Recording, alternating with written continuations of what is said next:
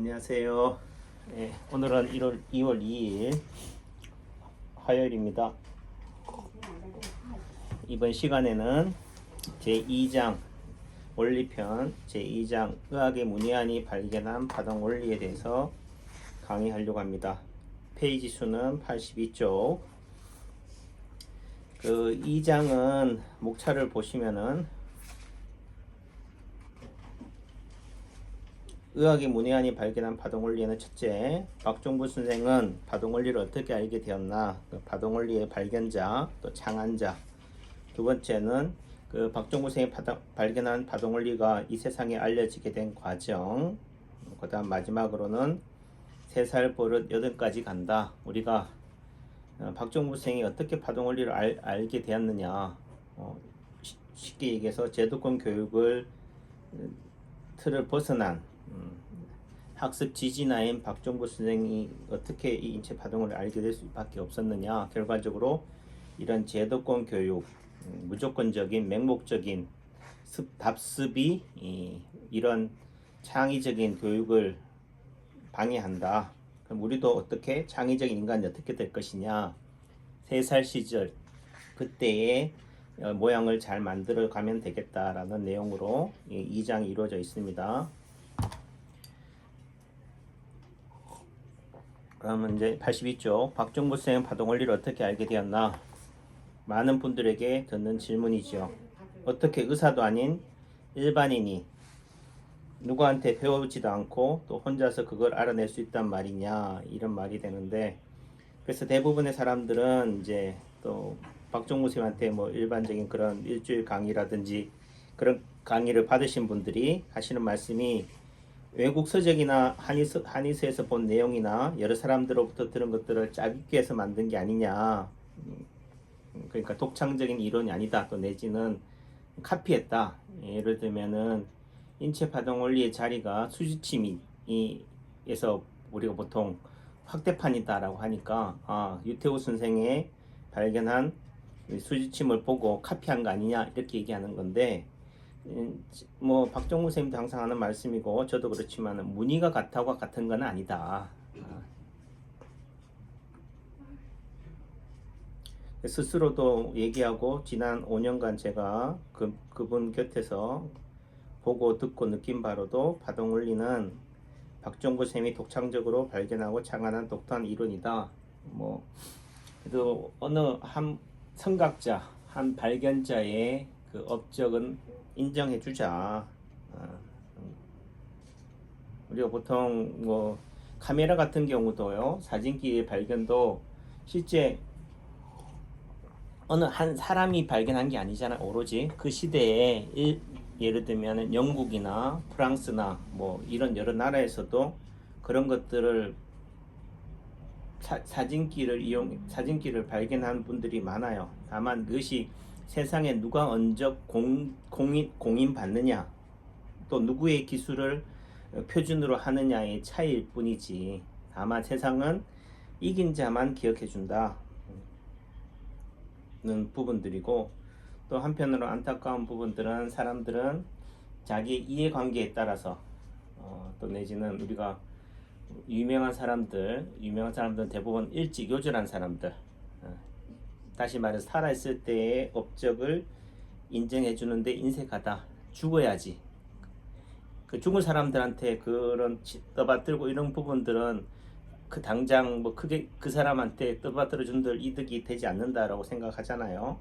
그러니까 뭔가 이 인체 파동 원리가 예를 들면 박종구 선생님이 우선 태생이 일반인이고, 또 예를 들면 한의학이나 의학이나 이런 제도권에 몸담고 있지 않다 보니까 아무래도 이런 제도권에서 봤을 때는 껄끄럽죠. 그러니까 박종구 선생을 인정할 수도 없고, 또 문제는 뭔가 그거에 대해서 공부하고 그거에 대한 것을 평가하고 나서 이게 가치가 없다 이렇게 돼야 되는데 아예 거들떠 볼 생각조차도 안 한다. 또 내가 가진 것으로 뭐 크게 아쉬운 게 없는 거니까, 또 새로운 것들을 받아들이는 순간 그 새로운 것에 대해서는 내가 아류일 수밖에 없으니까 그냥 부정하고 마는 거죠. 내지는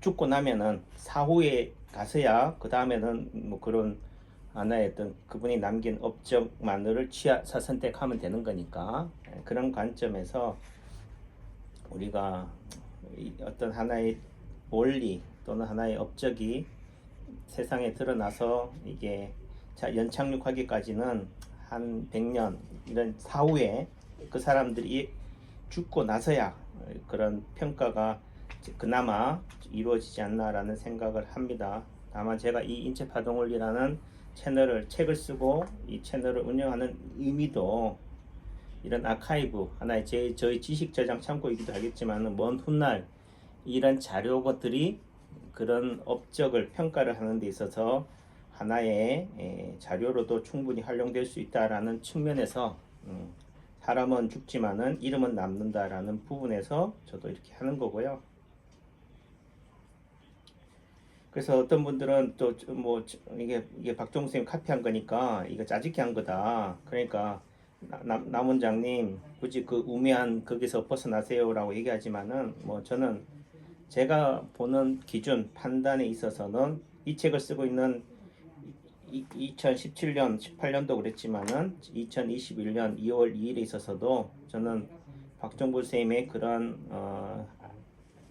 아이디어 이런 부분에 있어서 충분히 제대로 평가를 받아야 된다. 요즘 얘기하는 게 그렇잖아요. 예를 들어 조영남 선생님 같은 경우 카투판으로 그렇게 했지만은 뭐 이렇게 따지면 우리가 본 유명한 그 현대 아티스트들 같은 경우는 직접 본인이 다 작업하지 않잖아요. 뭐 이완 선생님도 그렇고 뭐 박세보 선생님도 그렇고 대부분 단순한 그런 것들 창작의 아이디어는 본인이 제공하고 나머지 단순한 그런 반복되는 작업들은 누구한테 맡겨요? 밑에 있는 그 조수들한테 맡기잖아요. 예전에 뭐 이완 선생님 같은 경우는 이완 선생님이랑 누구죠? 김한기 선생님 같은 경우는 본인이 직접 그렇게 말년에 그렇게 직접 본인이 다 하신 걸로 알고 있지만은 그러니까 그런 거에 있어서 직접 본인이 다 작업을 해야지만이 그 사람의 작품이라고 할 것이냐 아니면은 그 아이디어만으로도 그 사람의 작품을 인정할 것이냐라는 측면에 있어서 본다라고 한다면은 그 아이디어가 가지고 있는 독특한 유니크한 그런 그거는 분명히 박종구 쌤의 그거다. 그 구슬이 서말이라도 끼어야 보배다라는 관점에서 이 널려있는 지식의 쪼가리들을 끼워서 눈에 보여주게 또 실제 활용할 수 있도록 보여줬다라는 측면에 있어서는 그분의 가치는 제대로 평가받아야 된다라는 말씀을 드려요. 제가 이 책을 쓰면서 주변에 있는 분들한테 추천사도 부탁하면서 이렇게 보여드렸는데 제가 좋아하는 뭐 우리 이광현 한의원 이광현 박사 같은 경우도 저한테 창규야 굳이 이렇게 많은 부분들을 그 박정부 선생님과의 에피소드에 할애할 필요가 있느냐 사람들은 그런데 관심이 없어 그냥 이 치료법에 대해서만 어디 아픈데 어디 이런 식으로 하면 되지 않느냐라고 하지만은 제가 볼 때는 박쌤도 그렇고 얘기하지만은 이 인체 파동 원리에 대한 치료 자리를 아는 게 중요한 게 아니다. 그 치료 자리가 왜 그렇게 나올 수밖에 없었는지 또 내지는 이러한 원리 우리가 말하는 오작동이 가장 핵심 원리이기도 한데 오작동의 관점을 어떻게 알게 되었는지에 대한 그 출발을 모르고서 어떻게 결과만 가지고 할 거냐. 뭐 대부분 사람들은 그 결과만 가지고도 뭐 잘만 활용하다 하겠지만은 왜 무늬만 활용하니까 하지만은 그 이 가치가 오래도록 영원토록 유지 존속되려면은 그것이 태동하게 된 과정들도 중요하다라고 저는 생각을 하기 때문에 많은 부분들을 할애를 하는 거고요. 또 마찬가지에 그걸 이해하지 못하면은 멀리 갈 수가 없다. 예를 들면은 그게 어느 순간 길이 막히고 답답할 때 그것을 헤쳐나갈 수 있는 뭔가 동기가 원동력을 상실하게 된다는 거죠. 그래요. 또 제가 편안하게 화요일 오전에 좀 진료를 좀 한가한 시간에 이렇게 하려고 그랬는데 아무래도 대기실에 또 환자분들도 계시고 그래서 잠깐 또 끊고 또 이어가도록 하겠습니다. 하루도 행복하시고요. 감사합니다.